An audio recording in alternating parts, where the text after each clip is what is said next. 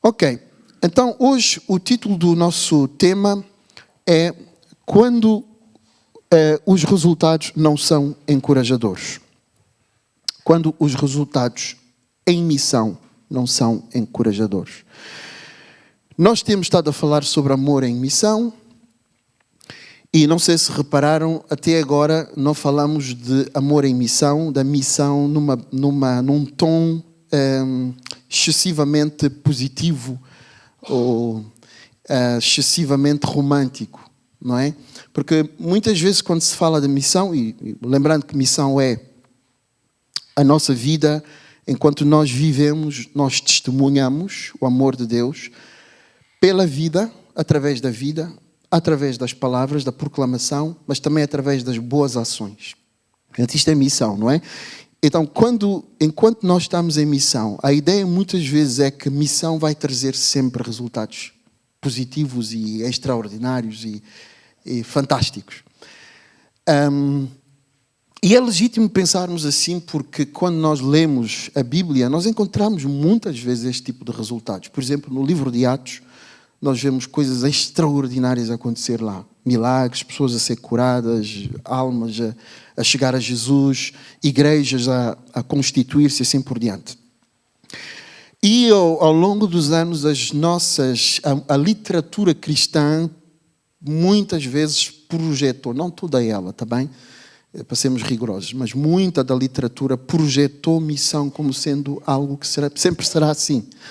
Com grandes resultados, com grandes oportunidades, grande transformação, grandes milagres e assim por diante, e assim por diante. Então, eu escolhi nesta série abordar o tema da missão na sua vertente difícil, para treinarmos os nossos corações e treinar a nossa fé para a dimensão das dificuldades que podemos encontrar enquanto estamos em missão. Isto diz respeito não só à missão da igreja como um corpo, mas também na nossa participação individual como cristãos, como seguidores de Jesus, no nosso dia a dia. A missão pode apresentar resultados que não são muito animadores. Ok? Então vamos só definir o que é que são resultados animadores. Só para estarmos todos na mesma página. Pelo menos na minha perspectiva, é ver pessoas a chegar a Jesus, tendo as suas vidas ou vendo as suas vidas serem transformadas, vendo estas mesmas pessoas contribuir para o mesmo na vida de outras pessoas e assistir a uma multiplicação espiritual que gera transformação social.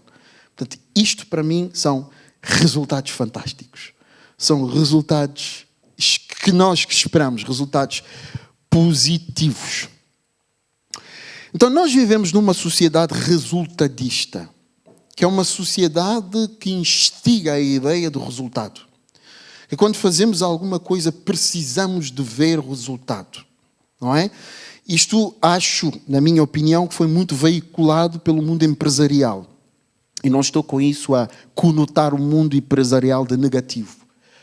Mas o mundo empresarial é assim, é resultadista, é de avaliar resultados, ver o quanto o meu esforço e o meu trabalho teve de resultados. Ok? Se não teve resultados, tem que reavaliar, mudar isto ou mudar aquilo. Portanto, estamos sempre atrás do resultado. E o sucesso neste mundo capitalista, empresarial em que nós vivemos, sucesso é definido muitas vezes com resultado. Ou melhor, é condicionado pelo resultado. Quanto mais resultado nós temos, mais sucesso estamos a ter, não é? E como digo, não há nada de errado nisto. Nós, na igreja, por exemplo, utilizamos muitos princípios da gestão empresarial, que são necessários para gerir várias dimensões da vida institucional da igreja também. Ok? Mas o que é que acontece? Nós procuramos resultado, queremos ver resultados. Porquê? Quais são as razões que nos fazem correr tanto atrás de resultados, esperar tanto resultados? Algumas razões são mais louváveis, outras eu diria menos louváveis. Eu identifiquei 4.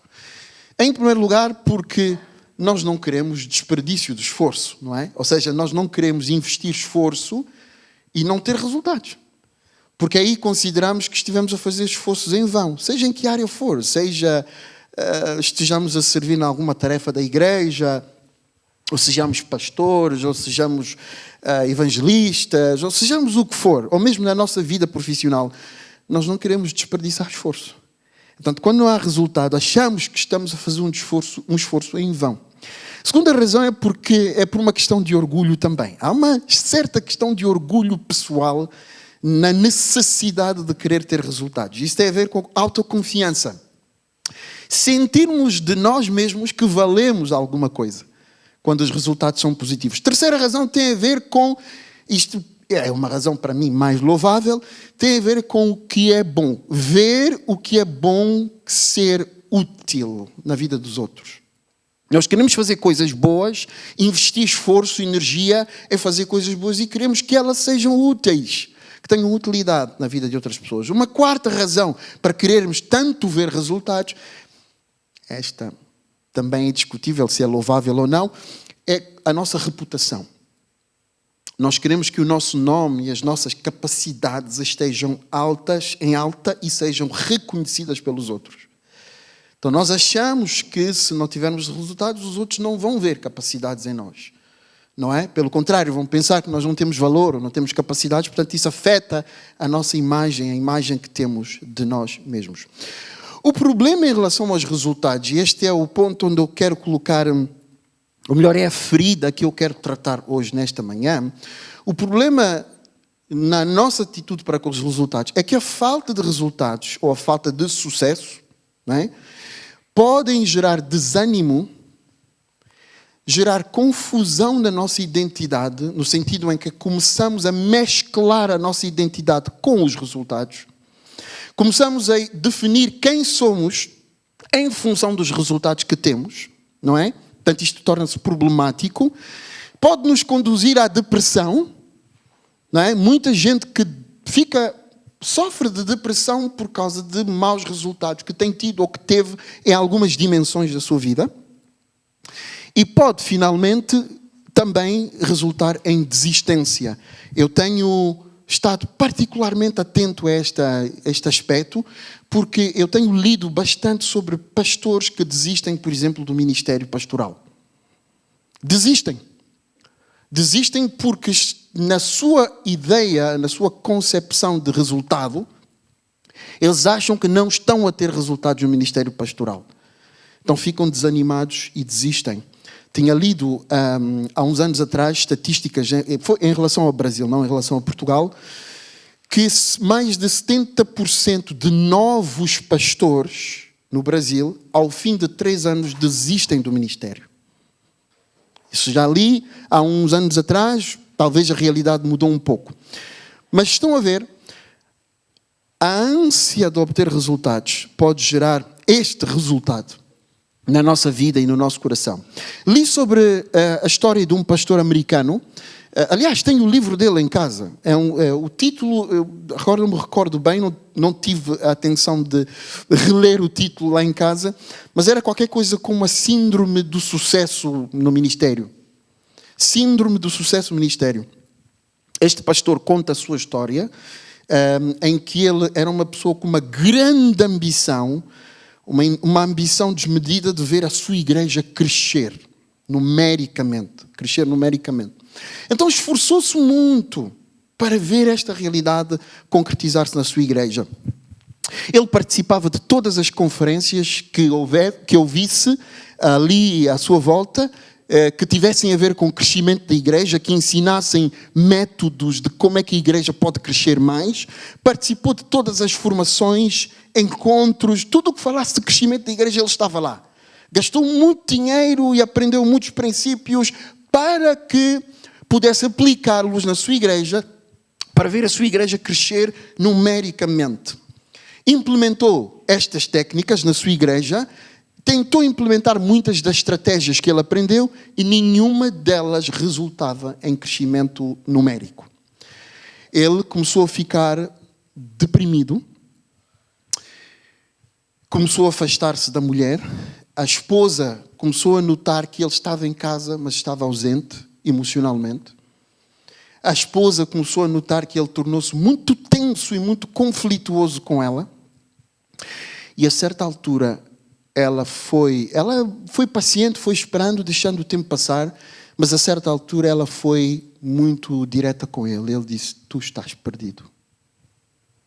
Tu perdeste-te no meio da tua ambição de ver a igreja crescer. Tu estás perdido. Tu já não sabes quem tu és.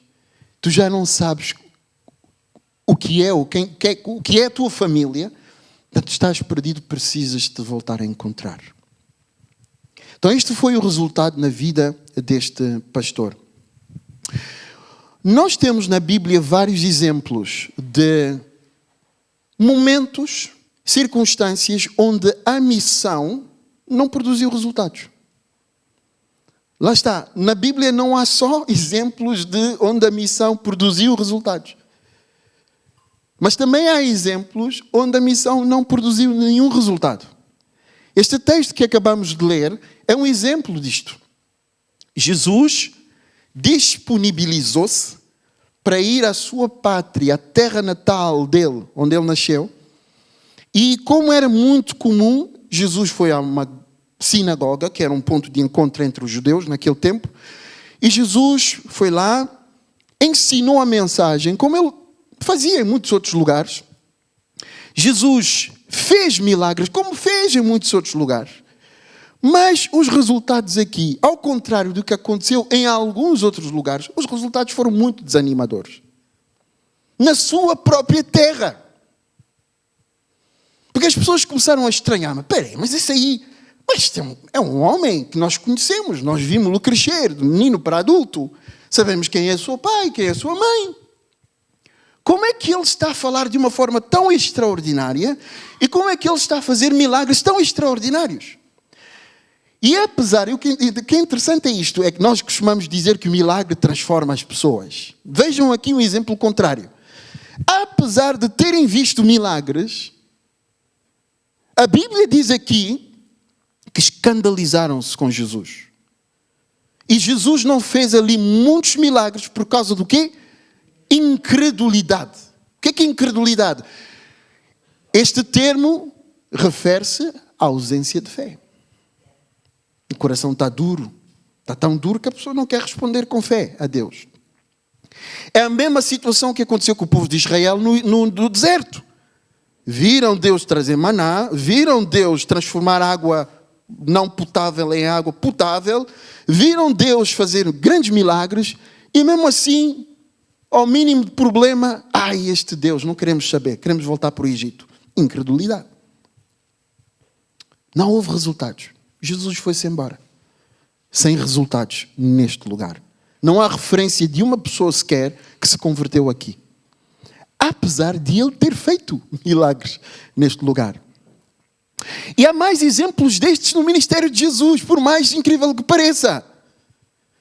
E se nós formos ler, nós vamos ver vários exemplos destes no ministério de Jesus. Por exemplo, ele está na cruz. Está na cruz, conforme sabemos, a morrer pelos nossos pecados. Ele falou sobre isso tantas vezes. Ele disse: eu vou ter que morrer por vocês, mas eu vou ressuscitar no terceiro dia. Ele está na cruz e o que é que as pessoas estão a dizer? Não disseste que curavas os outros? Então cura-te a ti próprio. Desce da cruz, cura-te a ti próprio. A incredulidade humana. No mesmo momento em que ele está a dizer: Pai, perdoa-os porque eles não sabem o que fazem, está a mostrar amor, lá está, amor em missão, está a mostrar amor. Mas o que é que eles estão a dizer? Se és tão bom como dizes, cura-te a ti mesmo e desce da cruz. Portanto, a missão nem sempre vai produzir resultados animadores. Nem sempre vai haver reação positiva, crença, confiança. Aliás, na semana passada falámos sobre perseguição, há 2 semanas atrás. Como uma das consequências possíveis em missão. Temos muitos irmãos nossos à volta do mundo que estão a dar o seu amor, a sua energia, a dedicar muito e não estão a receber outra coisa senão perseguição. Jeremias foi um profeta, agora vamos para o Velho Testamento, foi um profeta que pregou uma mensagem aparentemente infrutífera. Foi chamado por Deus, enviado por Deus a pregar ao povo de Israel, ao povo de Judá, neste caso, e pregou por muitos anos. E ao longo de todos estes anos não houve conversão. O povo não se converteu. Inclusive ele disse, olha, se vocês não se converterem, o rei da Babilônia virá aqui como consequência, vai-vos apanhar, vai-vos transportar para lá. Esta será a consequência da vossa falta de mudança, de transformação. Mesmo assim, eles não se converteram. E Jeremias ficou deprimido, entrou em depressão. Escreveu Lamentações. Já leram Lamentações no Velho Testamento? Lamentações não é senão mais do que o choro de um homem deprimido com o seu povo, que apesar de toda a demonstração de amor da parte de Deus, o povo não se arrepende. E Jeremias está deprimido e escreve aquilo. Aquilo é um choro, é uma poesia de choro. De alguém que está a lamentar a condição do povo de Israel. Nos nossos dias, nas nossas concepções de resultado dos nossos dias, nós diríamos que Jeremias foi um profeta sem resultados. Foi um profeta de insucesso. Porquê? Porque não transformou ninguém. Ninguém se converteu. Ninguém veio a Deus. A sociedade de Judá naquela altura não mudou. No livro de Atos, nós vemos conversões em massa. Por exemplo, quando Pedro prega, aquelas 3.000 pessoas se convertem. Mas também vemos muitas vezes no ministério de Paulo, ele fazer um esforço para fazer uma viagem para um determinado lugar, pregar, e só uma pessoa ou duas se convertem à fé. Não há conversões em massas. E em alguns lugares Paulo saiu desanimado daqueles lugares. Na contemporaneidade, nos nossos dias, há regiões do mundo onde a cristandade, ou seja, os cristãos que se convertem à fé, as pessoas que se convertem à fé cristã, o ritmo de pessoas que se convertem à fé cristã, está a crescer de forma absurda. Na Índia, na China. A Índia é um país, como sabem, que tem uma constelação de deuses inacreditável e incrível. Na China não existe liberdade religiosa. Não existe liberdade religiosa na China. É uma autocracia que impera lá. Mas curioso é que a cristandade está a crescer mais na China do que está a crescer na Europa, onde há liberdade religiosa. Não é curioso isto? É muito curioso. A Europa foi, outrora, o continente da religião cristã, que enviou missionários para outros lugares. Enviou missionários para a América do Norte, enviou missionários para a África, enviou missionários para a América Latina e assim por diante. Mas a Europa hoje é um continente a precisar de missionários urgentemente. O nosso próprio país só existem há menos de 1% de evangélicos no nosso país, aqui em Portugal. Alguém dirá, mas é porque a igreja portuguesa não tem feito isto, não tem feito aquilo, não tem feito... Olha, desculpem, eu acho que isso é uma abordagem muito arrogante e muito orgulhosa.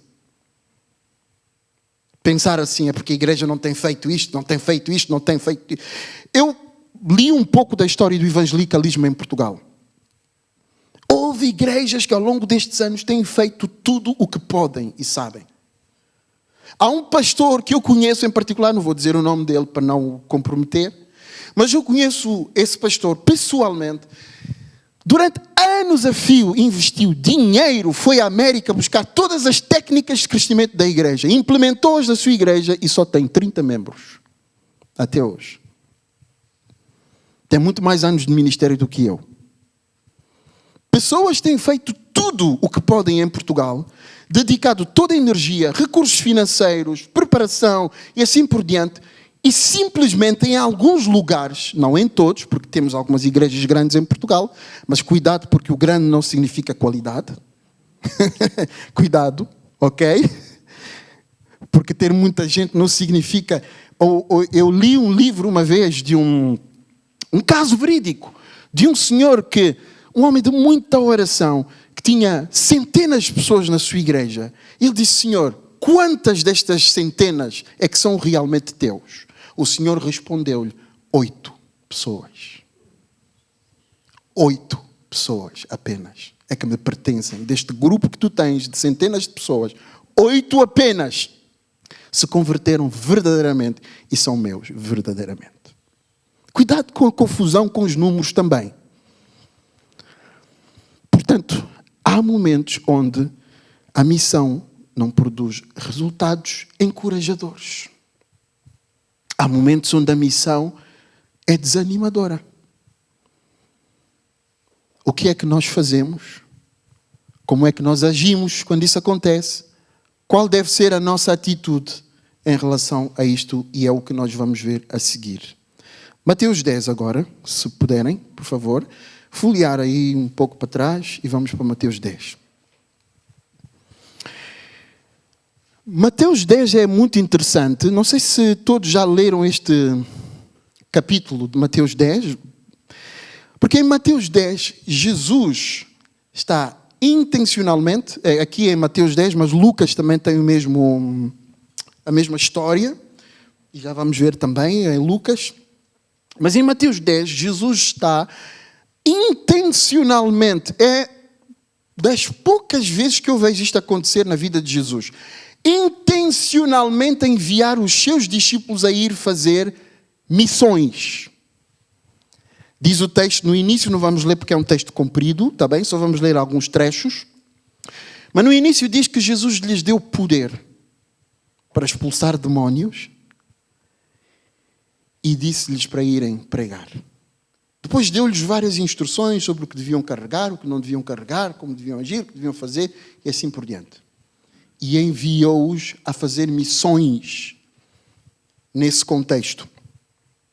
Há 3 coisas que eu observo aqui que são muito importantes. Primeiro, e não observo somente aqui, mas observo em toda a biografia da vida de Jesus. Jesus nunca estabelece métricas ou objetivos numéricos para os seus discípulos. Nunca diz, em 3 anos vocês têm que ganhar X pessoas. Ou em 1 ano a métrica é conseguir alcançar X pessoas. Em X tempo temos que crescer X%. Nunca vejo Jesus fazer isso com os seus discípulos. E este texto é um exemplo disto. O que é que Jesus faz? Jesus transmite princípios. Jesus transmite princípios nos quais eles deveriam viver. E quase todos eles têm a ver com fé e obediência. Fé e obediência. Nunca põe métricas. Nunca põe métricas. Por exemplo, se lermos no versículo 10, aliás, no versículo 24, perdão, não sei se estou a ver bem aqui as minhas referências, a partir do versículo 24, Mateus 10, 24, vejamos lá o que é que o texto diz. Ele dá muitas instruções: façam isto, façam aquilo, levem isto, não levem aquilo, se alguém vos receber bem, façam isto, se alguém vos receber mal, façam aquilo outro, assim por diante. Chega ao versículo 24, ele diz, e aí ele já falou da realidade da perseguição. Olha, vocês vão ser perseguidos por minha causa, vão vos odiar e assim por diante. E aqui ele diz, no versículo 24, não é o discípulo mais do que o mestre, nem o servo mais do que o seu senhor. Basta ao discípulo ser como o seu mestre e ao servo ser como o seu senhor.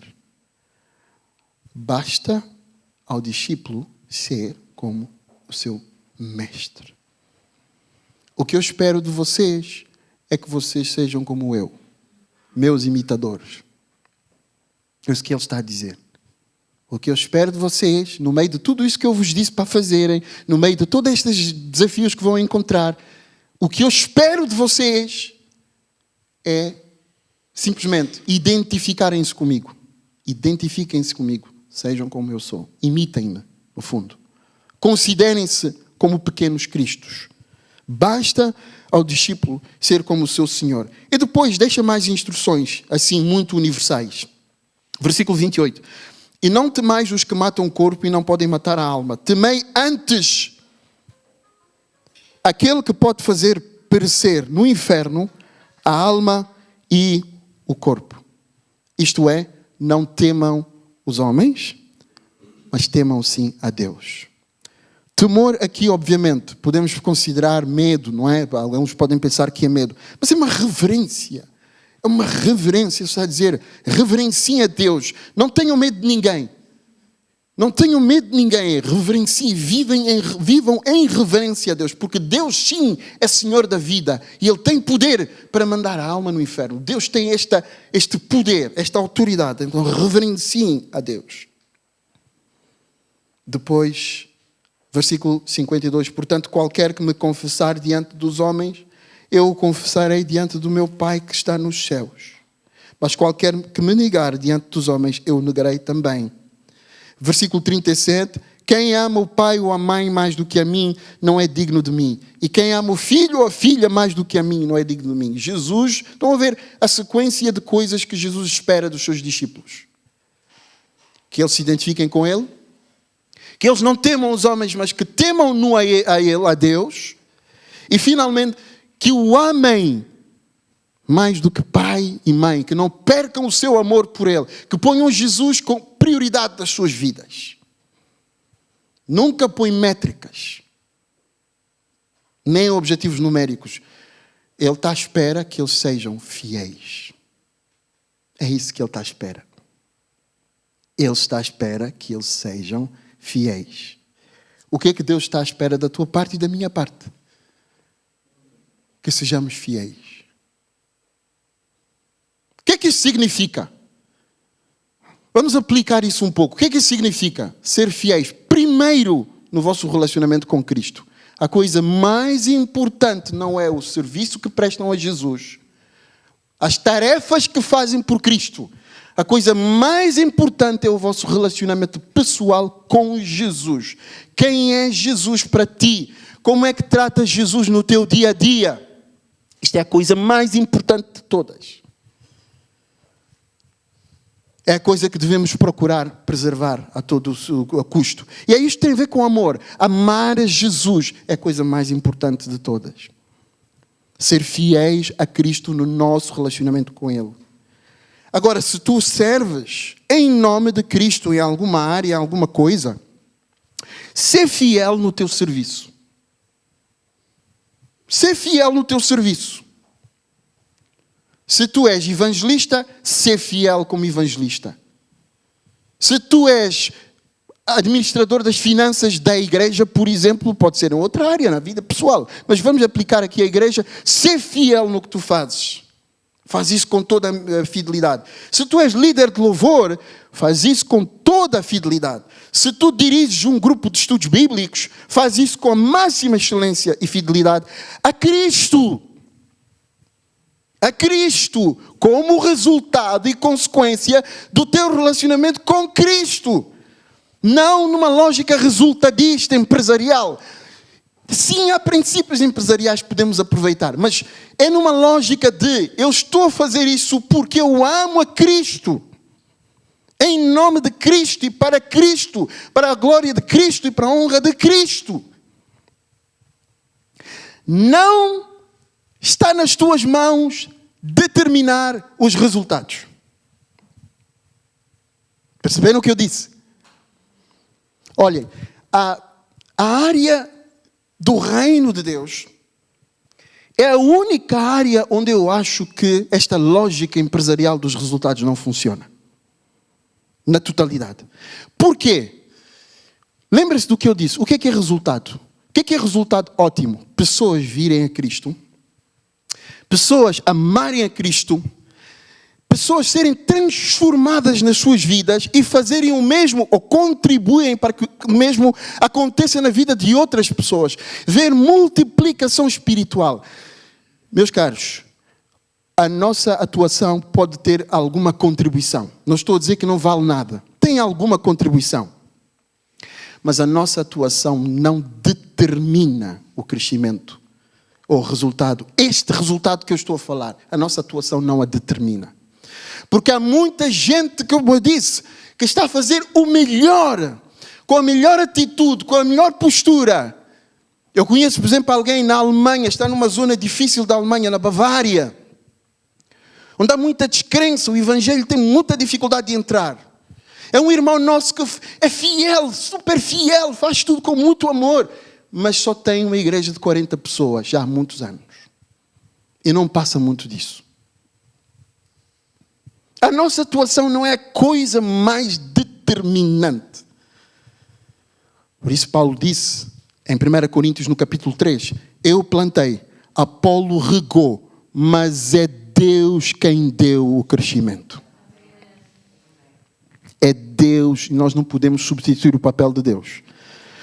Em Atos, quando está a falar daquele crescimento todo, o autor tem o cuidado de dizer que o Senhor ia-lhes acrescentando. O Senhor ia-lhes acrescentando todos os dias aqueles que iam sendo salvos. O Senhor ia-lhes acrescentando. Portanto, vamos pôr cada coisa no seu lugar. Nós somos ministro. Ministro é servo. Nós somos ministros. Fazemos com fidelidade o que Deus nos chamou a fazer. Os resultados não dependem de nós. Se nós acharmos que depende do que eu faço os resultados, vamos acabar todos em burnout. Não importa quem tu és, as capacidades que tens, vais acabar em burnout. Esgotado. Vais acabar esgotado. Porque queres pôr sobre os teus ombros aquilo que é do Senhor. Alguém tem forças para pôr sobre os seus ombros uma responsabilidade que é de Deus? Nem tu podes controlar o coração do outro. Quantos pais não dedicaram tudo para que os seus filhos fossem pessoas retas e que vivem com princípios e que têm uma boa profissão e que os filhos na vida adulta escolheram fazer burradas enormes, mesmo com toda a dedicação que os seus pais tiveram. É culpa dos pais? Não. Porque os pais fizeram o necessário. O contrário seria se os pais não fizeram o necessário. Mas quando os pais fizeram o necessário, tudo o que podiam e sabiam, e ainda assim o indivíduo se desviou. Ele desviou-se por quê? Por causa do seu coração. É a sua escolha. Ninguém pode controlar as escolhas dos outros. Eu não posso controlar as vossas escolhas. Por mais bem que eu pregue, por mais alto que eu pregue, por mais volume que a minha pregação tenha, eu não posso controlar os resultados na vossa vida. Percebem? Agora, isto também não quer dizer, quando nós não estamos a ver resultados no nosso mecanismo de entendimento humano, não quer dizer que Deus não está a produzir resultados. Esse é o outro cuidado que eu queria deixar. Porque nós somos limitados.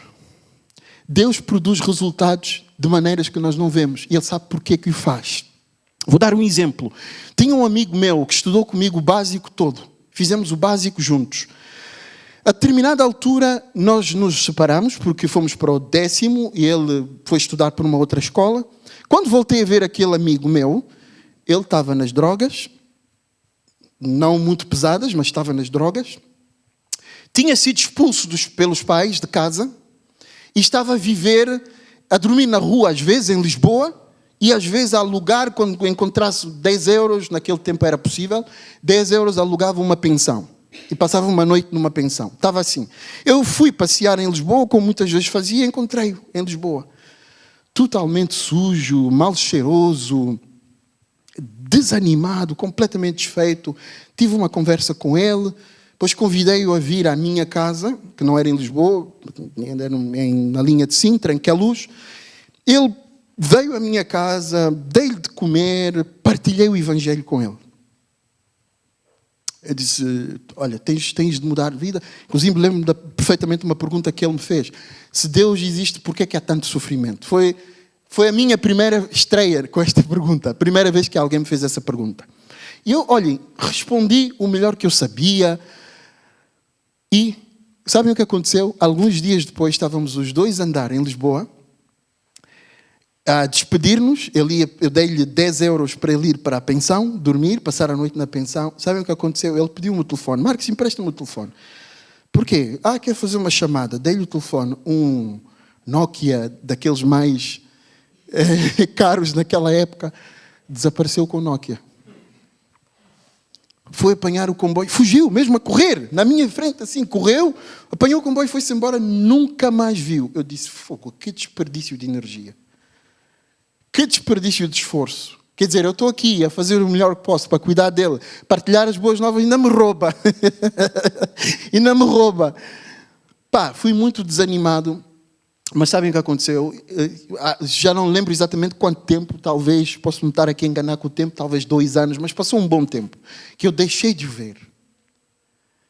Depois, quando voltei a vê-lo, ele estava a distribuir folhetos na rua, para convidar pessoas a irem à igreja. Eu disse, o que é que estás aqui a fazer? Olha, deu-me um a mim também. Olha, temos um evento na nossa igreja, aparece lá. Sério? Tu és crente? Sim, fui batizado, sou cristão, estou numa igreja, depois formou família, agora até sei que vive em Londres com a sua família, com a sua esposa, com os seus filhos. E eu não vi nada disto acontecer. Para mim, o esforço que eu fiz não valeu nada.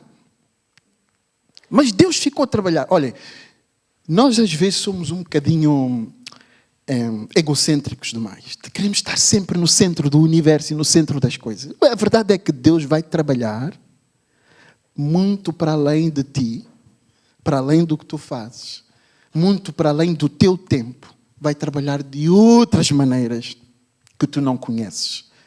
Por isso podemos ficar sossegados. Billy Graham disse uma coisa, que os resultados do nosso trabalho só serão mais evidentes diante do trono de Cristo.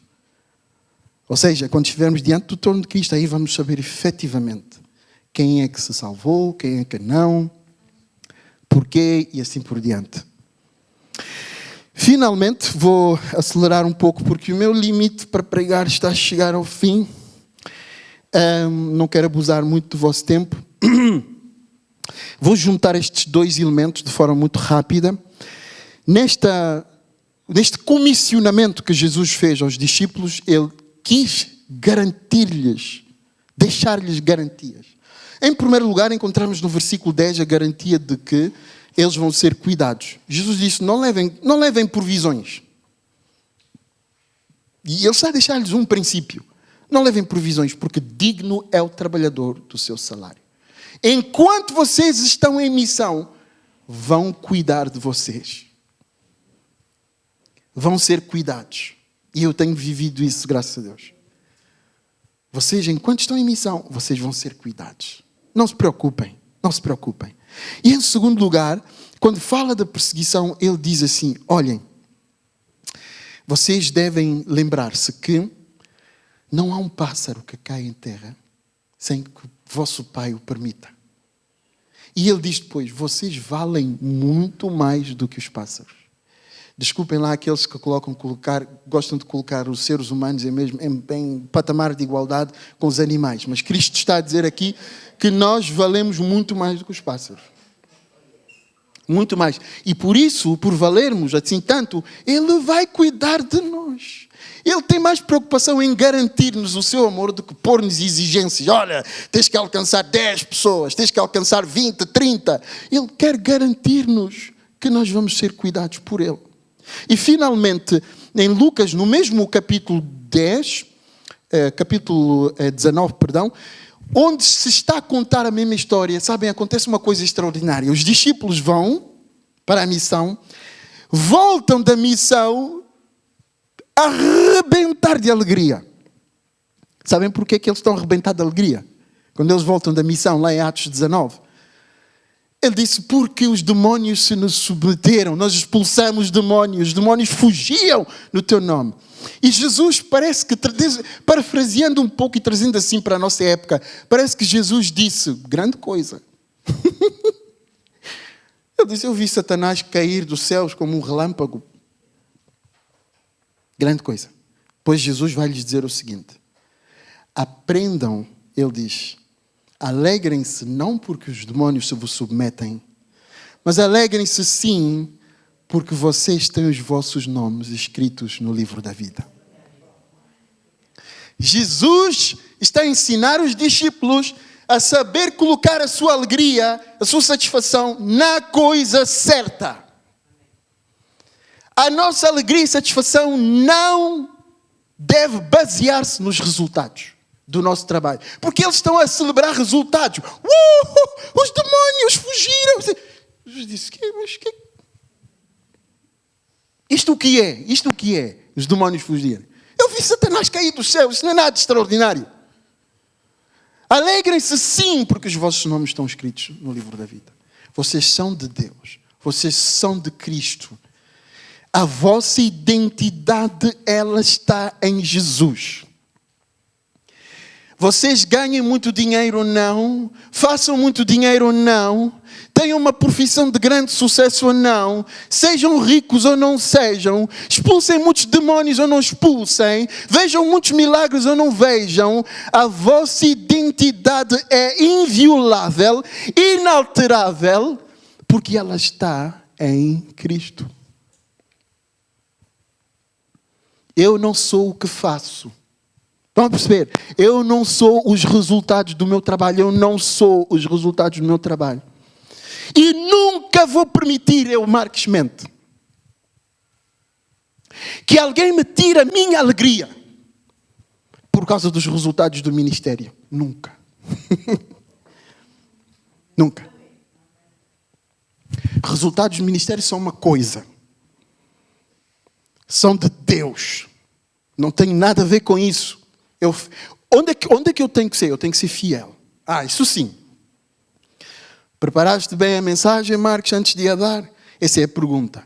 Tiveste tempo para orar, para estudar, para pensar o que vais dizer? Foste fiel neste aspecto? Sim. És fiel no teu relacionamento com Cristo? Estás a viver de um modo agradável a Ele? Isto é uma pergunta que me diz respeito. Agora, ganhaste 100, 20, 30, 40, a igreja cresceu para 80, 90. Isso não me diz respeito. Claro que eu vou me alegrar se a igreja crescer. O que eu estou a dizer é, quero colocar cada coisa no seu sítio. Minha identidade, minha pessoa, meu valor, minha alegria, minha essência estão em Cristo, estão sólidos em Cristo e não há nada nesta vida, nem ninguém que possa mexer nisto.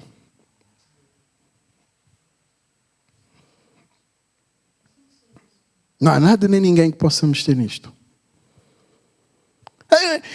Falem com a minha esposa, às vezes eu converso com ela sobre isso. Eu digo, Selma, eu já aprendi muito cedo que eu não sou o ministério, nem o ministério é Marques. Os resultados do ministério não me definem. Deus permite-me ser pastor hoje. Amanhã o Senhor pode me levar a pastorear um outro lugar. E não é isso que define a minha felicidade, a minha alegria. Porque eu sou de Cristo. Isso é que me define. Eu sou de Cristo. Tenho a identidade de Deus em mim. Estou a esticar um bocadinho, mas eu vou concluir já. Sabem o que Paulo fez nos últimos minutos da sua vida? Minutos, que exagero. Ele estava a escrever a Timóteo, pronto, mas estava a antecipar os últimos momentos da vida dele, porque sabia que iam-lhe cortar a cabeça e ia morrer. Se calhar vamos lá, olha, vamos lá porque eu não quero inventar. Não quero inventar muito. Vamos lá. É 2 Timóteo, alguns já sabem do que é que eu estou a falar e qual é que é o versículo e assim por diante, portanto, 2 Timóteo, capítulo 4, no versículo 6. A partir do versículo 6. Lembrem-se de uma coisa. Quando se Deus nos der a oportunidade de avaliarmos a nossa vida nos últimos minutos, aquilo que vamos dizer dela é aquilo que nós consideramos ser importante. Lembrem-se, Paulo foi a pessoa que mais escreveu no Novo Testamento. Ok? Segundo ele disse em alguns momentos, o mais sofredor também para Cristo. fundou igrejas, impactou pessoas e batizou pessoas e assim por diante. Mas olha o que é que ele valoriza no fim da sua vida. Ele diz assim: porque eu já estou sendo oferecido por a expressão de sacrifício e o tempo da minha partida está próximo. Combati o bom combate. Acabei a carreira. E guardei a fé. Não há aqui nada de escrevi muitas cartas. Ganhei muitas pessoas para Jesus. Fundei muitas igrejas. Não. Combati o bom combate. Que todos nós cristãos temos que combater. Esse bom combate. Que ele também combateu. O que ele está a dizer é: fui fiel a combater o bom combate até o fim da minha vida. Acabei a carreira. O destino que Deus me deu, cumpriu. A carreira que o Senhor me deu, eu vivia. Não é? E guardei a fé. Mais importante que tudo, conservei a minha confiança em Jesus intacta. É disto que Paulo se congratula. Isto é, Paulo foi fiel até ao fim. E ele se congratula de ter sido fiel até ao fim. Por isso ele diz a coroa, depois ele diz: a coroa me está guardada. Deus não vai dar coroa às pessoas porque fundaste X igrejas. A coroa será dada em função da fidelidade. Em função da fidelidade. Foste fiel no que eu te chamei? Foste. Pumbas. Jeremias foi coroado, eu não tenho dúvidas nenhumas. Apesar de ter sido um profeta de insucesso na nossa visão humana do que é sucesso. Porquê? Porque fez tudo o que Deus lhe disse para fazer. Aos olhos de Deus teve sucesso. E por isso merece a coroa, merece ser coroado e receber a recompensa que o Senhor tinha para ele. Sejam encorajados, não deixem que os resultados, na concepção humana de resultado, a falta de resultados vos desanime. Vamos orar. Senhor, queremos te honrar e louvar e agradecer por tu nos dás o privilégio de estar na tua presença. Obrigado, ó Deus, porque a tua palavra é que é a verdade. E a verdade, o que é verdadeiro deve ser filtrado nas Escrituras Sagradas, Senhor. E na visão de Jesus, da vida. E na pessoa de Jesus. Porque Ele é a verdade. Ensina-nos, ó Senhor, a não nos deixarmos levar pelas concepções que o mundo desenvolve, mas que não são verdadeiras. Têm uma aparência de verdade até. São atrativas e apelativas, mas não são a verdade. E, Senhor, tanta gente deprimida, tanta gente triste, tanta gente doente emocionalmente, Senhor, porque acreditaram em mentiras, nas mentiras do mundo. Mas aqueles que acreditam na tua palavra, Jesus, são como um homem que fundou a sua casa em cima de uma rocha. As tempestades desta vida batem contra ela, mas essa casa não cai. Ajuda-nos a fundar a nossa vida na verdade. Assim te peço por cada um de nós. No nome de Jesus. Amém.